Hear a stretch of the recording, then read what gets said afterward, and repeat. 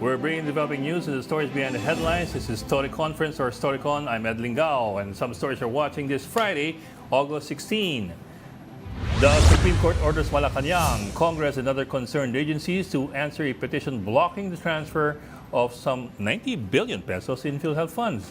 Over a month ago, the Finance Department issued a circular ordering the state health insurer to return supposed excess funds of 89.9 billion pesos to the Treasury. But petitioners that include former Finance Undersecretary Shelo Magno called the DOF order unconstitutional and illegal. The High Tribunal has given the respondents 10 days from which to submit their comments. The Finance Department is again considering reforms in the pension system of military and other uniformed personnel, or MUP. The proposed allocation for the pension and gratuity fund for the sector in 2025 is at 232 billion pesos, 62% higher from this year's 143 billion. Finance Chief Ralph Recto says this possible increase will prompt their computations to change. Former Police Chief Jesus Versosa has been acquitted of graft by the Sandigan Bayan. That's over the purchase of allegedly overpriced second-hand helicopters by the PNP in 2009. Some of his co-accused, however, were found guilty beyond reasonable doubt. And a recent OCTA survey found that 57% of Filipinos oppose legalizing divorce.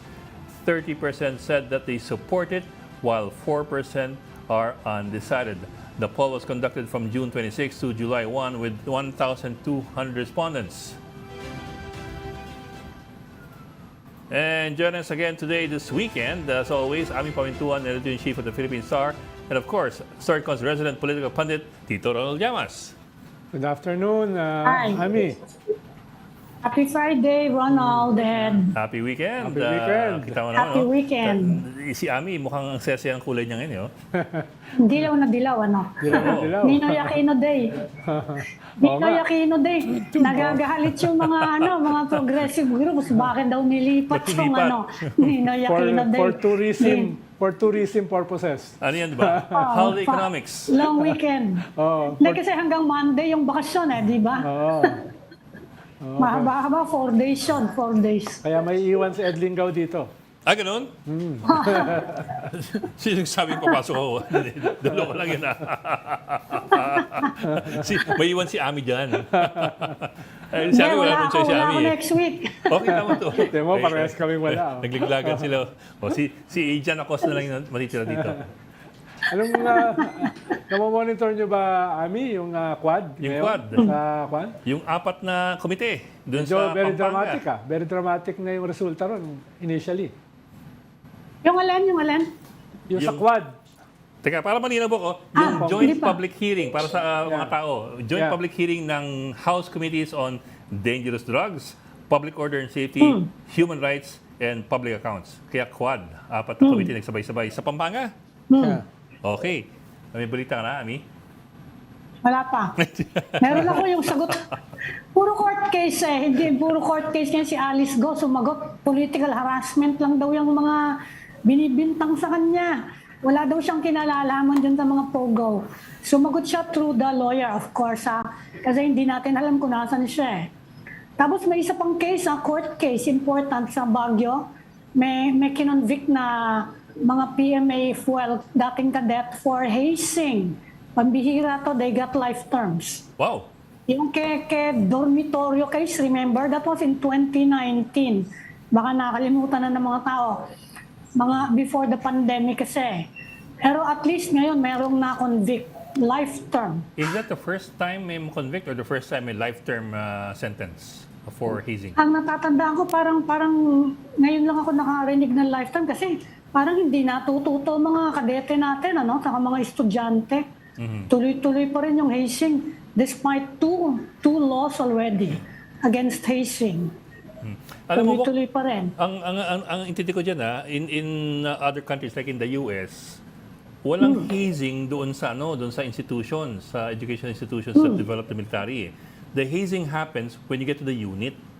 Kasi yun nasa nakadibol din iba-ibang lugar na yan. So doon nangyayari yung entry hazing sa US for example. Pero hindi for example sa basic training o saan man mga ganun. Hindi nangyayari doon Kasi masyado mahigpit.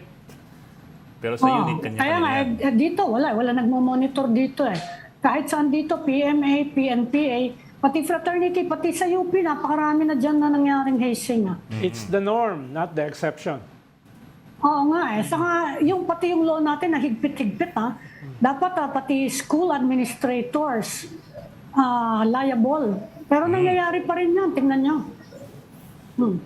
Ito po, initial, but Ronald, bato ko na lang kung may makuha iba. Initial report coming from Pampanga. Bacolor, Pampanga pala yung quad committees. Combination of 4 committees of the House on Friday issued a show cause order against several people, including Harry Roque's former executive assistant, si Mr. Supranational. De la Serna. Mas kilala siya. Ano pangalan mo? De la Serna. De la Serna. De la Serna. Ayun. Pero mas kilala kasi siya as Mr. Supranational. Harry Roque's former executive assistant for snubbing its joint inquiry in connection with the POGOs and illegal trade. Tawag pala sa kanila Quadcom or the Mega Panel. Okay. Akala ko yung quad na na West Philippines. Yung quadrilateral na India. Australia. Iniintay pa namin yung mga detalye niyan, yung hearing na yan. Okay. Pero ikaw ba, para kami chismis na kanina Ano ba yung balita mo? Yes, kinuha na Parang ini-implicate na si Pulong at saka si Mads Carpio do sa hearing. By whom? Ng isang witness, pangalan ay Jimmy Cuban. Ano raw siya? Hindi ko sure kung saan siya nanggaling. So nakukuha ko mga kwan lang. Kaya ang balita ko, very dramatic yung nangyayari ngayon do sa Quad. Paano diretso ng ini-implicate yung mga Duterte at saka yung asawa ni Vice President Sara Duterte. Sa usapin ng Baka ng headline si bukas, Ami. Sa usapin yata ng Pogo? Hindi lang mukhang usapin yata ng drugs. Paano maalala mo, Pinaghalo-halo na nga kasi, di ba? Hindi ba nililink nila yung Pogo, yung drugs, si Michael Yang. Extrajudicial killings. Yung ganyan. Baka pati West Philippines sinama. And extrajudicial killing. Kaya quad dahil Hindi ba apat na ginamit committees. daw yung pera, ginagamit yung pera from From the Pogos Pogos para for pang reward sa mga mag-EJK sa drug war. So, iniintay pa natin yung mga detalye niyan. Si Michael Yang, Presidential Advisor for Economic Affairs, mukhang siya yung biggest Pogo owner dito. At the same time, na-link din siya sa drugs. Yung drug hall sa Pampanga. Ang nakikita dito ng Quad at ng mga law enforcement, medyo magkakaugnay ito. Yung Pogo, yung drugs, at sabi nila ngayon ay ginagamit yung part ng pondo para sa mga EJK. Kaya tingin ko bago pa sila nag-hearing, meron na silang indication kung saan pupunta ito at kung sino yung tetestigo. Dahil I'm sure nakausap nila yung testigo today beforehand. Diba? So alam nila kung ano yung lalamanin ito. Okay, Bok, teka, i-pause muna kita. Kasi babalikan natin yan dahil meron pa tayong mga guests mamaya. Pero in the meantime, let's bring in our first guest for today. Isa ring masalamiot na topic, lalo sa mga lalaki. Sorry, I'm being sexist. Bakit sa mga lalaki lang? Mali nga Sorry, I'm being sexist there. Kasi si Ronald dito Oy, pro-divorce ako Okay, joining us today is OCTA Research President Ranjit Rai. Professor Rai, welcome back to the program. Hi, Professor. Hi, good afternoon to all of you Prof. and to the viewers. Hi, Prof. Magandang hapon. Prof, sorry, you were calling pala kanina. I was driving Anyway, Yeah. My apologies. Sorry. I just wanted to find out if you got a copy of our new press release. Yes, we got. The numbers are I don't know if you find it startling, pero I was already thinking before na there was a substantial number of Filipinos who were already pro-divorce. It turns out from this survey na it's not really true, at least as Hati. far as, but 57% eh. Medyo hati siya. That's Tumaas siya, slightly increase. 57 No, tsaka 39. Professor? Sir, can you run through the numbers and then and what they mean? For example, yung hati na yan, pro and con, at ilan yung babae, ilan yung lalaki, and so on the line. Okay. Wait, I don't have the data about disaggregating it. That is disaggregated data on gender, no? But what I do know is Sige, sir. it's 57% of our adult Filipinos are against legalizing divorce, and I think relatively stay. Although there was a slight, this was an increase, no? This is a substantial increase from our last survey conducted last year in the third quarter. Another thing is that 39%, which is a slight decrease, okay, but still within the margin of error, are adult Filipinos who say who do not oppose Do not legalized oppose, okay. divorce. So 39 are pro divorce, and 57 are against. So then we disaggregated. If you were able to look at the press release, no, we disaggregated the 39%. And we found out, interesting, that many of those who support the initiative to legalize divorce have very strong perceptions, no, or opinions on it. No, they strongly agree to legalizing divorce in cases of abuse or violence. In particular, 90%, no, of those of the 39%. Support it for very clear purposes, no? So it can be perceived by all those either advocating against or for in different ways, no? In my view, I think for those who are pushing for the legalization of divorce, I think a lot of it has to do with really raising awareness about issues, and I think the coalition supporting it is, if you look at voter preference, this would look like a very strong hard vote, no, for divorce is 39%. Now, quite a number of our kababayans are undecided on the issue, and depends, no, if you're pushing for the advocacy towards divorce, I think there's a lot of room still for improvement, and still a lot of awareness-raising initiatives can be done. 39% is still quite significant. 50%, it is an increase, but you don't see it. You see you see a lot of increase in those supporting divorce in places like the National Capital Region, in Visayas, no. Okay. Another important finding of our study is with regards to legalizing divorce as a voting or an issue, no, in elections. May voting preference ba associated with legalizing divorce? And from the latest second quarter Tugon ng Masa survey, 55% of adult Filipinos will not vote for a candidate promoting divorce, no, or supporting the initiative towards legalizing divorce in the country. Prof, mahalaga yung sinabi mo na itong 39% can be a forced election dahil sila ay hard at yung Yes. 57 ay hindi ganun ka-hard.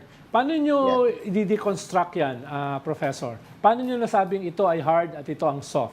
Dahil lang sabi mo, hindi mo pa hawak yung mga detalye.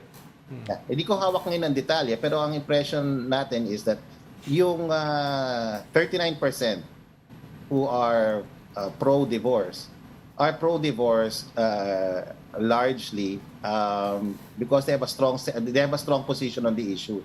So when you look at the various ways of supporting divorce, so couples who cannot anymore reconcile, marriages where violence is present, very clear yung 39% kung bakit sila sumusuporta sa initiative towards legalizing divorce. And I think that's a very while they are the minority, I think that's a very strong indicator, no, for people who are pushing an agenda towards legalizing divorce in the country. So dalawa, Prof, yung But the mahalagang... minority right now. So 57% are opposed. Now, there's quite a number of kababayans who are undecided and who refused. So that's where I'm coming from. No, this used to be, at least in my recollection, 5-6 years ago, a yawning gap, no, a universe between those who are against divorce and those who are supporting divorce. Now, I think the gap has narrowed a bit, but still, there's a lot of work to be done. So, Prof, dalawa yung mahalagang sinabi mo. Una, historically, ay nag-i-increase yung pro-divorce. Historically. No? At ikalawa... malawak ho, malayo ho ang pro sa anti-divorce. Yes. And now, lumalaki, tumataas yung pro. Pro-divorce. Yes, may stable siyang 39 to 41%, which I think for anybody running a campaign or for groups running a campaign, that's a significant number of supporters. Lalo na kung solid siya. Yung sinasabi Yes, nyo kasi, sir. Prof, solid siya dahil sa different indicators. Yes, sir. And we provided these, we disaggregated the support, the 39%, and they're very much aware of the issue and have very strong preferences and opinions about the issue. Baka tumaas pa yan, 90% Prof. supporting Baka divorce. tumaas pa yan pagkatapos nila marinig yung mga sinabi ni Robin Hood Padilla kahapon sa Senate hearing. No? Tungkol sa paano pag may nararamdaman yung lalaki daw, ano daw ang gagawin, di ba? Paano lang siya? Oo, di ba? Yung tingin ko, mas marami yung sasama ngayon sa pro-divorce after hearing si Robin Hood Padilla. Malaki siyang contribution dyan sa 39 to 41%. Tingnan natin kung Tingin mo, tataas Ami. pa. Tingin mo, Ami. Ang nasa Pero datos Professor, yung mga opponents, ano yung mga main points nila for opposing divorce? Ayun, Ami, we did not provide that for today's interview. I don't have the date for it. No, what we do have are those who are supporting divorce. No, the legalization of divorce on very serious grounds. No, that if there's violence, 90% of our kababayans who want divorce are saying, we should have a law, especially when there's spousal violence. In situations when the couple have, basically there's no opportunity for reconciliation, and they want to be remarried. No? So they're very clear reasons. What I wanted to emphasize is that apart from the 57% of our kababayans who oppose divorce, 55% will not vote for a candidate in the coming elections who will endorse divorce. So this is a political issue then for our kababayans. So, Pero yung previous survey nyo, you had a survey already on divorce eh. Yes, Ano yes. yung mga main points nun for opposing? Religious belief lang ba or something else? Abby, I don't have the data. I don't have the analysis yet. But I think, I think it has to do with religious as well as cultural influences. No, so I'll try to get the data for you on that. But as of now, based on what we have, there is these numbers are changing, and as people get more and more aware of the issues, they are able to shape an opinion on the issue, especially divorce. Right now, it's 57%. And 39%, 57% opposed to it and 39% supporting. Sir, I get what you mean, that importante yung context yung the strength of the feelings or the hardness of the support for those who are for divorce versus what appears to be the more mellow opposition to against divorce. Pero kasi I suppose the numbers can also look counterintuitive to some people eh. Kasi at least on the surface if you look at on the surface, well, ang laki ng binaba ng ang laki ng tinaas ng anti-divorce. I think from 51, di ba? Naging 57, that's 6 percentage points. Versus yung binaba, although malit lang, margin of error, ng 2 percentage points ng pro-divorce from 41 to to 39. Tapos yung undecided, lumiit from 9 naging 4, that's 5 percentage points. So mukhang napunta yung most of the undecided doon sa anti-divorce. I like to ask lang, kasi for example, sabi mo nga, 55% of those 57 will not vote for a candidate who is pro-divorce. So Yes. any politician, any congressman who will look at the numbers and try to decide whether he will vote for divorce or not, might look at it that way. Na parang, naku, delikado ako dito kung boboto ako ng pro-divorce. Kasi, number one, tumaas yung bilang ng anti-divorce. Number two, karamihan sa kanila, hindi boboto sa akin. Dagdag sa tanong ni Ed, Prof. Ano ang pagkakasabi nyo kanina, Prof? Pagkakasabi nyo kanina, ang mas solid ay yung yung mga pro-divorce, no? At yung yung mga anti-divorce ay relatively soft. Ibig sabihin, pwede pa yan mag-swing, no? Yung mga pro-divorce ay medyo may pagka-solid. Hindi ganun kadaling magbago. Yung Mas hard 57 ay pwedeng magbago. So, in terms of elections, ay hindi necessarily lamang yung anti-divorce. Well, kaya nga, when I prefaced my presentation, it was really to say that different sides will see meaning to this data differently. I get you, sir. Those who are against divorce will probably be very happy with the result. Those who are against who are pro-divorce will probably say, okay, these numbers are decreasing, but very slightly. But they're stable, no? One could look at it positively na, okay, this is part of a movement that's going to further evolve and with greater numbers of supporters as people become more and more aware. Especially given the fact that the pro-divorce constituency support are very clear why they're supporting the legalization of divorce. When you look at it, when you disaggregate the data. The initial impression, Ronald, is yes, there's a possibility still of these numbers changing, and that those in the pro-divorce growing. But right now, it's consistent with our data last year, which basically says that the pro-divorce constituency is still a majority as far as our country is concerned. But it's not a very great number. It's a number that can be, in a sense, the pro-divorce constituency can still catch up, and these numbers will change over time as people become more and more aware of the issue. Very interesting kung magkaroon uli kayo ng survey na covered na yung statements ni Robin Hood Padilla sa Senate. Baka magkaroon ng dramatic change. Yeah. Okay. Yeah. So this is basically our own. This is just the second time we've started to measure this particular issue. Last time we came out with a report on POGOs, and there was more, unanimity, and consensus on that. Here, it's becoming more and more, there's a growing support now for, in our view, pro-divorce. So, given the long view, the last 5-10 years, where, you had only a small constituency supporting the pro-divorce position. Professor, yung previous survey nyo on divorce, meron bang gender component doon? Yes, ma'am. I just don't have the numbers now. But I'll get back to you on that. That's a very good question. Actually, that's something we should provide also. But I just don't have the data at the moment.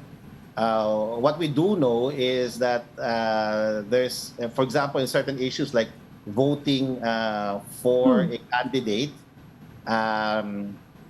who supports divorce, more of our kababayans in the National Capital Region and Visayas are open to supporting a candidate who is pro-divorce.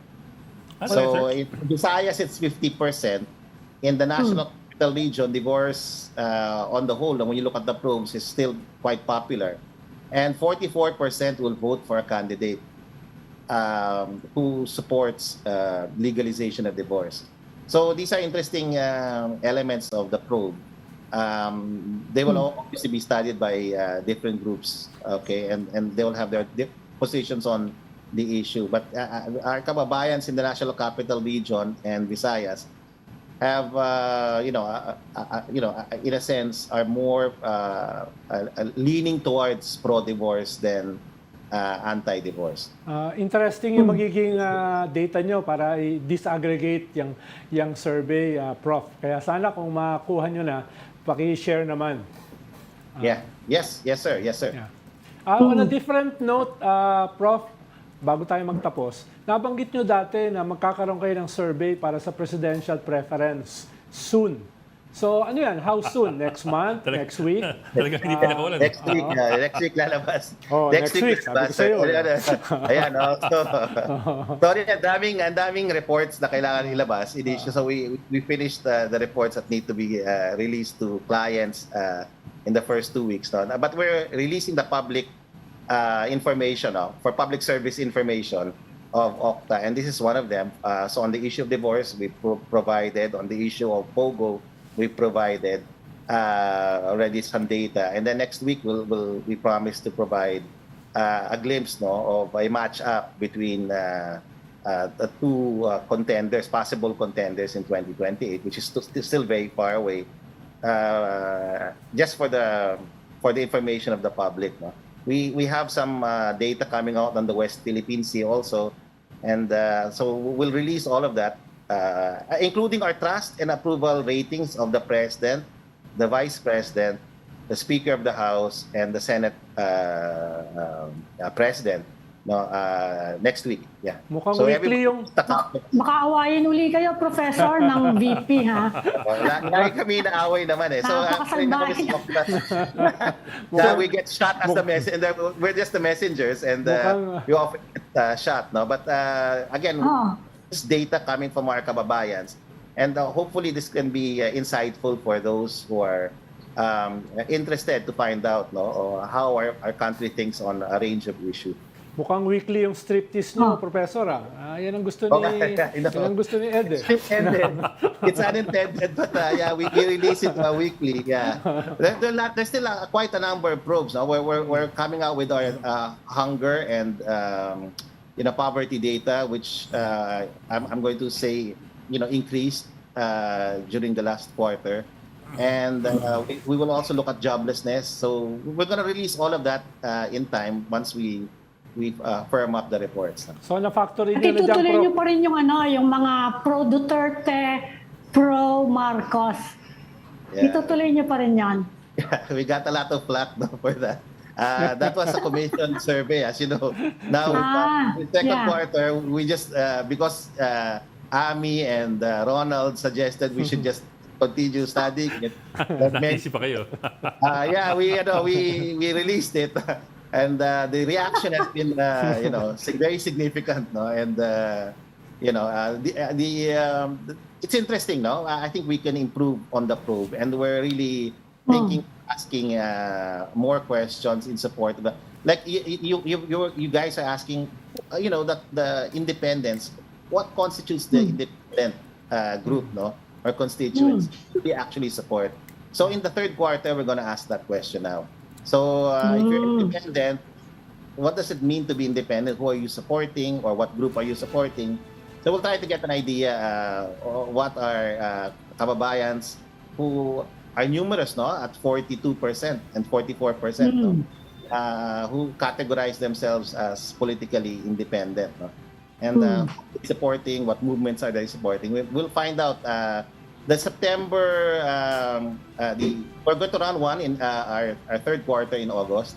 August, and we'll release it in mid-September, just before the filing of candidacy, and hopefully to get our kababayans about the issues, no.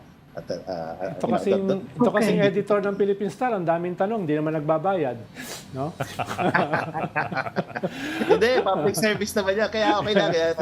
In fact, the questions that you all suggested, and Ronald has fibered quite a number, will be actually useful in improving some of our probes. So, I remember these are public service, so they're non-commissioned. Yes, sir. And as a non-profit organization, we're also non-partisan. We just make sure that everybody gets a copy of our survey results, no? And we do this quarterly. Yes, sir. Hindi, Sir, sabi ni BP, partisan daw kayo eh.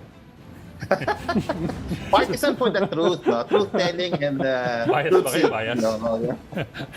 sir, I know Yeah, you but can. it's funny. The reactions were so varied, no? And we didn't we didn't hear the end of it, no? Until this week, we're getting texts from different groups. But maybe that's also good, no? That people are asking these questions and reacting. Sir, yes, sir. Sir, I know you cannot release any numbers yet next week pa nga naman. Pero sa tingin niyo ba, from looking at your numbers, mukha pang awayan kayo ulit? Aawayin kami sigurado, kaya nga we're Okay. that's why we haven't Okay, released it leave it yet. at Aawahin We're kasi asking sigurado. everyone kasi Okay, alam na namin. I will leave it to that. Sige. aawahin kami on both sides. No? So that's why we're asking. Sir, understood naman awayan kayo na both sides, pero sino mas aaway sa inyo? Yun nga, well, one thing's for sure, we don't know the magnitude, no? Pero the thing is definitely, on both sides, people will be complaining. Hindi, pero alam ko kasi yung isa hindi mga away eh. Ayan alam na natin. yung isa mga away. Oo Yung nga. isa ayaw nga siyang isama eh. Oh. Yeah, I know. Life is hard, no? But the thing is, Life is hard. the important thing is at least Ang we tawag dyan, understand, sineset up we natin si Prof. understand. But we understand in OCTA that I think the information is useful, and you know, we can cross-validate this with all the other survey companies. I think we're seeing the same thing. Yeah. But you know, OCTA, you know, everybody can hope, no, that OCTA will continue to be non-partisan and you know, and will provide the information accessible to all. So that's all. That's all Yes, we sir. can do Okay, sir. the public. We shall get in touch with you on Monday again. Salamat, Prof. Salamat, Prof. Sana isama niyo yun. Sana Sana isama niyo yung 21 peso per meal doon sa inyong public survey. Yung 64 Yeah, pesos. actually, we have that. We have some data on that and how much Filipinos actually need to actually categorize themselves as non-poor. Oh, yeah, that'd be good. It's moved up from 15,000 to almost 20,000 now. So you know, this is really, you know, and the additional income required, no, for many Filipinos is between 5 to 10,000 pesos. If they had an additional 5 to 10,000 pesos, they'd be happier. So this is important also. So next week we'll release all of that. Yes, sir. Kasi yung official food threshold is at 9,000 plus. The official poverty threshold is at 12,000 plus. Ganun pa rin kababa ngayon eh. Anyway, sir, Yeah. I'll leave it at that muna. Intay namin yung mga numbers niyo at Monday na Monday, tatawagan namin ulit. Salamat, Prof. Salamat sa inyo. Thank Thank you, you sir. for sharing our data to the public. Thank you po. Thank you, sir. Thank you, Professor Professor. Ranjit, yung presidente ng OCTA Research. Sabi siguro ni Prof. Kukulit natin. Sabi siguro ni Prof, ba't ba ako nag-guest dito? Kukulit naman siya. Okay, teka, magka muna tayo. You're watching Storycon on One News. You just need to take a break. We'll be right back. This is the Story Conference Group or the Storycon Group.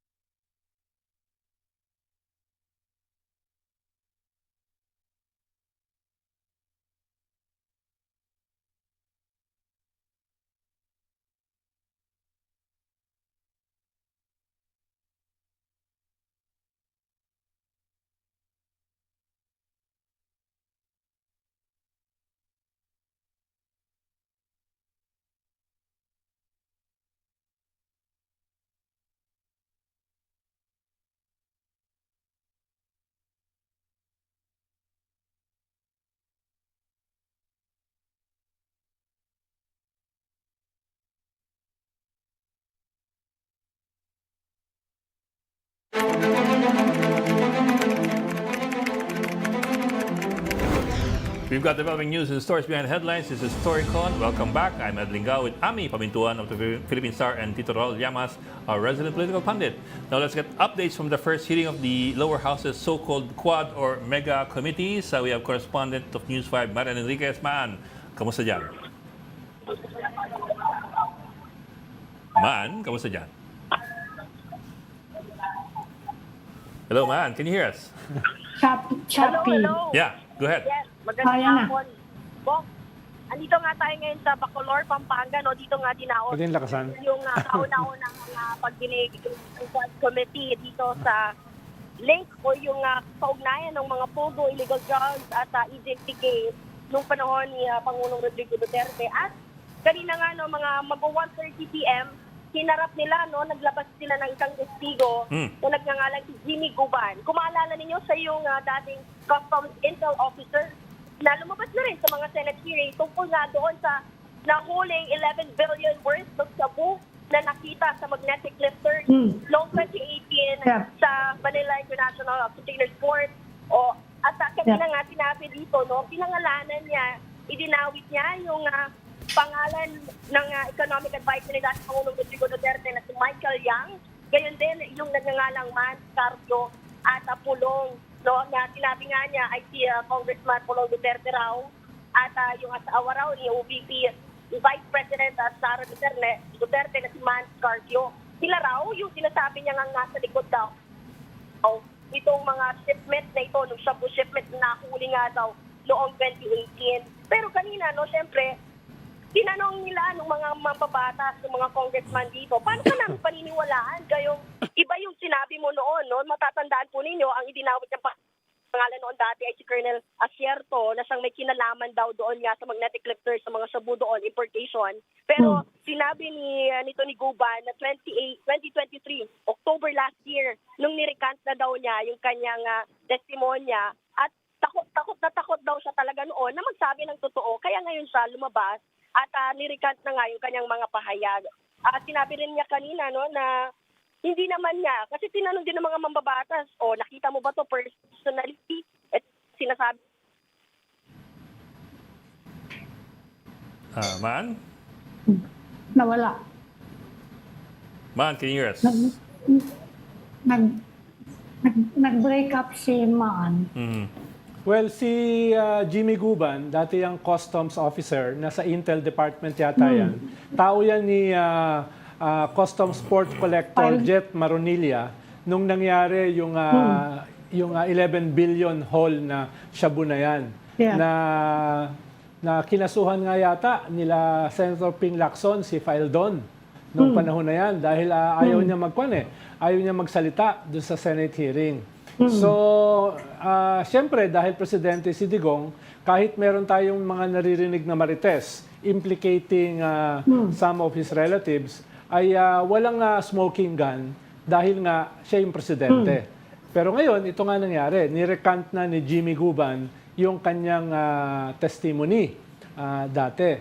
At isa siya sa medyo merong kakayanan na i-identify yung mga nangyari na yan dahil siya nga ay nasa Intel Department ng Customs. Ang tanong ko lang, yung mga iba niya mga kasama, halimbawa yung boss niya, si Jet Maronilla, yan ba ay ano yung kanilang involvement?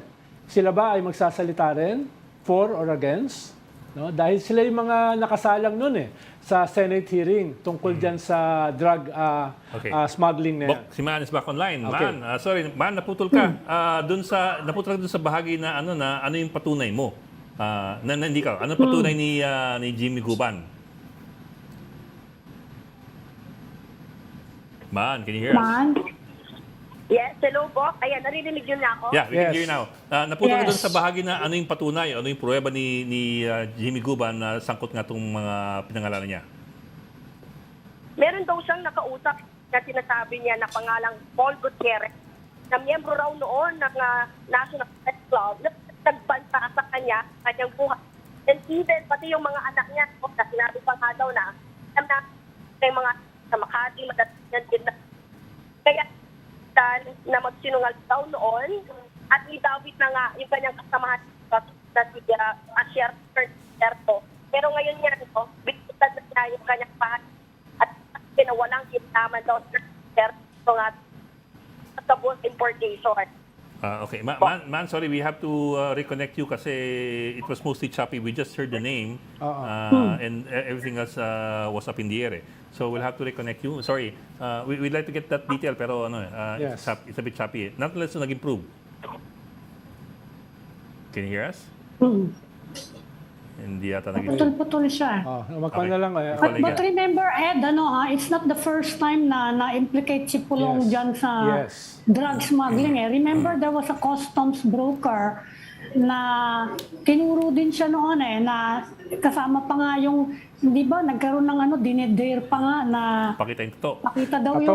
yung May alleged tato. tato sa likod. Sa likod. Nagpakita ng likod si Senator Bongo, syempre malinis. Pero si Pulong ayaw. Di ba? Yan yung mga, remember, yung mga investigation noon, yung Davao, so-called Davao Group Yes. So, ito yung mga follow-up, mga hindi na Yes. nagkaroon ng conclusion yung mga yan At yung mga bro- istoryang yan At yung broker na yon, Ami, siya pa yung nakasuhan Di ba? Si yung Mark Taguba. Siya yung Mark whistleblower. Taguba. Siya pa yung nakasuhan, di ba? Hindi ko na Yan alam na kung nga status niya ngayon. Oo. No? Pero siya yung nakasuhan noon. Mark Taguba. Si Mark Taguba. But, Pero ito kasi si Jimmy Guban, ito ay organic sa Bureau of Customs. At hindi Yes. lang organic, Oo. nandun siya sa Intel Department. No? Kaya mas compelling ito. Yung isa kasi broker. No? Kaya kung ipagsasama yung mga testimony na yan, malamang may mga iba pa dyan na susulpot Yung mga natakot dati. No? Okay. merong buwelta yung andyan na ba si Maan? Man, are you there? No. They're having difficulty Ang connecting. buwelta ngayon the Duterte camp naman ngayon. Siyempre, nagde-dare naman sila na mag-drug test daw. At ang sabi ni VP Sara, willing daw siya na siya yung mauna magpa-drug test. Siyempre, yan naman yung buwelta ng kabila. Dahil Ang tawag diyan, changing the narrative. Di ba? Di ba? changing the narrative. Although medyo matagal na nilang kasi ang narrative actually diyan kung mapatunayan daw na hanggang ngayon may problema pa sa drugs si President Marcos, Ay, magpa-rehab daw muna para maging acting. Pumalit acting yung Vice VP, President, no? oo. Yan ang problema diyan Si ex-human rights lawyer ang nagpo-propose niyan. No? Merong gano'n, na willing naman daw sila. Siyempre, yan ang problema dyan. But just to recap yung report ni Man coming from Pampanga from the Yes. mega quad committees. A new witness or an old new witness, Mr. Jimmy Guban, Intel ng Customs, for the longest time, nag-testify implicating Michael Yang, Man Scarpio, and Pulong Duterte, allegedly behind shipments of shabu. Specifically, 11 billion, no? Specifically yung 11 billion, yung yes. magnetic lifters Yes. case. At meron pang nasundan pa yon. Kaso wala nang laman nung nahuli. Bok, teka, bumalik si Man. Bago tayo magtapos. Man, sorry, can you repeat yung bahagi ng naputo tayo Ano yung patunay? Anong pruweba? Meron ba siyang pruweba na itong mga ito ay sangkot? Medyo choppy tayo dun Actually, yung may binanggit siyang pangalan, yung Paul Gutierrez, na dati raw, sinasabi nga niya na presidente ng National Press Club. Yeah. Ngayon yung nagbanta sa kanya na wag daw babanggitin o ilalabas yung mga pangalan yun. Nila Michael Yang, yung mga binanggit niyang sinapulong, sila Man Scarpio. Doon nga na nasa likod po noong shipment na nakita doon sa mga magnetic lifters noong 2018. Yeah. Yeah. Pero, Yun yung nagbanta Sino ba yung sa kanya, presidente pero- ng National Press Club? Sino siya? Ngayon, yung Sa- Paul Gutierrez, Saan ang ngayon pababa? na nakaupo yung Executive Director ng Presidential Task Force on media safety. on Media Security. Okay. Petty Fonds. Okay, kaya pala. More recently, after nag-press club president.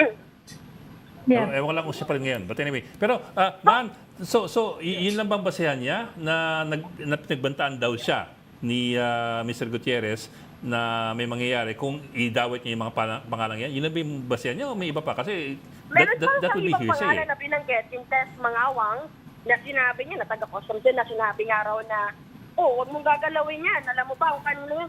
Ito, binanggit din ang pangalan ni Jenny Antiporta, dating DNR Secretary. Pero ngayon, National sinabi Press Club din yun. kaibigan nga daw ni DNR Oh, Secretary, mga press itong club mga yan. to, sina No, Michael Yang, Maan. sina... Yung Yung ba, mga nasa Malacanang. pinagbantaan ba o winarningan? Pinagbantaan ba o sinabi o mag-iingat? Parang ganun ba yung takbo na Pinantahan. was it a Yung threat Paul or a Gutierrez, warning? Pinagbantaan Yes, dahil yung pati Paul yung mga anak Gutierrez, pinagbantaan. Pati Sinabi mga anak niya. papatayin. Ah. Mamamatay ka. Even yung mga Okay. anak mo, kikidnapin yan. Sa Makati. Yan. May gano'n. Well, May gano'n daw siya. man, I get you. Pero my question is, does he have anything more substantial than that? Kasi at first glance, that does sound like hearsay na pinagbantaan ka Kung idawit mo kung ibang idadawit tao. niya. Ibig sabihin, meron siyang ebidensya para idawit. Oo. Oo. Tama. Actually, tama ka dyan, Bok. Kinwitsun nga yan nila kung Benny Abante. Nakausap mo ba ito personal? Nakita mo man lang ba Yep. ito? Nakasama mo? Yep. Isa-isa ni kung Ace Barbers mga pangalan. Nila Pulong, nila Man. Hindi, nila Michael Yang. Ni isa doon wala. Wala siyang nakita, wala siyang nakausap. So wala siyang Ito si Benny personal Abante, contact, in other words. Wala siya. Hindi niya nakausap nor any communication with them. Okay. Meron na tayong nakuhang panayam statement kay Benny Antiporta.